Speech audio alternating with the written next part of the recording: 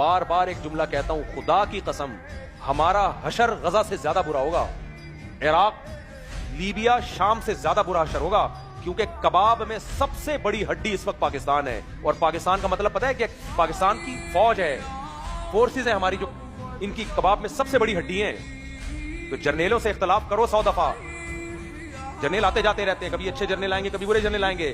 As a ادارہ اپنی forces کی مخالفت مت کرو، بلکہ محبت کرو ان سے، کیونکہ تمہارے لیے جو سب سے بڑا جو ابھی اس وقت دفاعی مسئلہ بنا ہوا ہے نا، ہمارے لیے یہ بہت بڑا مسئلہ ہے. جن کو حالات معلوم ہیں وہ جانتے ہیں، جن کو معلوم نہیں ہے ان کو تھوڑی پتا ہے. وہ تو کہہ گے یار پتہ نہیں مولوی صاحب کو کیا ہو گیا، کس طرح کی باتیں کرتے رہتے ہیں. مفتی عبدالرحیم صاحب بھی اسی وجہ سے یہ باتیں کر رہے ہوتے ہیں. ان کو بارڈر کے حالات معلوم ہیں، بارڈر بہت ڈینجرس ہو چکا ہے، بہت خطرہ ہو چکا ہے. انڈیا اور اسرائیل مکمل پاکستان کی واٹ لگانے پر تلے ہوئے ہیں.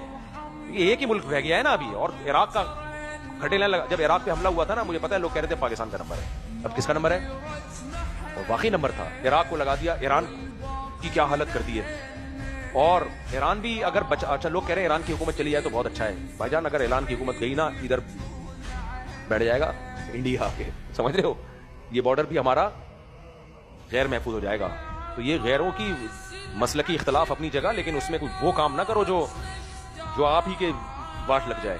تو آپ ہی کی ایسی کی تیسی. تو اس وقت یہ جو اسلام دشمن قوتیں ہیں، یہ ان کی نظر میں سب سے بڑا ہدف صرف اور صرف کیا ہے؟ پاکستان. اس کو توڑا جائے، اس کے 20 ٹکڑے کیے جائیں، اس کی ایٹمی طاقت کو نکارا بنایا جائے. لوگ کہتے ہیں وہ ایٹم بم کس کام کا جب چلانا ہی نہیں ہے.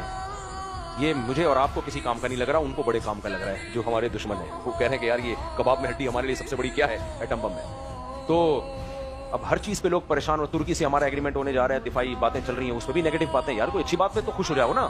سعودی عرب سے ایگریمنٹ ہوا ہے، وہ تو بادشاہت کو بچانے کے لیے ہو رہا ہے. تو کیا مطلب سعودی عرب سے بادشاہت چلے گی تو کیا اسلام آ جائے گا وہاں پہ؟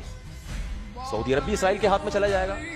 تو ابھی تو جو مسلمان ملک جس کنڈیشن میں ہیں، ان کی سالمیت پہ کوئی سمجھوتا نہیں، ان کو باقی رکھنا ہے. سالمیت پہ سمجھوتا نہیں ہوگا. ہاں اندر مثبت تبدیلیوں کی کوشش کرو، تبھی ہم کہتے ہیں احتجاج کرو، مظاہرے کرو. اس سے کس نے روکا ہے آپ کو؟ لیکن جہاں دفاع کی بات آئے گی، وہاں بھائی ہمیں فوج کے ساتھ کھڑے ہونا پڑے گا. ہم بارڈر پہ گئے تھے نا، جب مودی نے حملے کی دھمکی دی تھی، تو جا کے میں نے جو ہم نے فوجیوں کو اپریشیٹ کیا، کتنا خوش ہوئے وہ لوگ. ہم نے کہا بھائی ہم قوم آپ کے سامنے، کون سا بم چلانا تھا وہاں جا کے. لوگ کہہ رہے ہیں ڈالر مفتی ہے.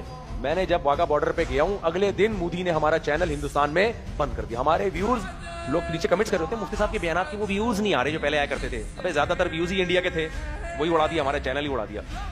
تو چینل اڑ گیا ہمارا. لوگ کہہ رہے ڈالر آ رہے ہیں، ڈالر آ نہیں رہے. جو مونیٹائزیشن پہ جو آ رہے تھے وہ آدھے سے بھی کم ہو گئے ہیں. سمجھتے ہو کہ نہیں؟ جب جیسے ہی اڑا دیا تو میں نے کہا میں گائے وائے بھینسوں ایسا کچھ بزنس شروع کرتا ہوں. بھائی ویسے پہلے سے بھی میں کچھ بزنس کر رہا ہوں. تو میں نے کہا یار میں تو فون گھمایا.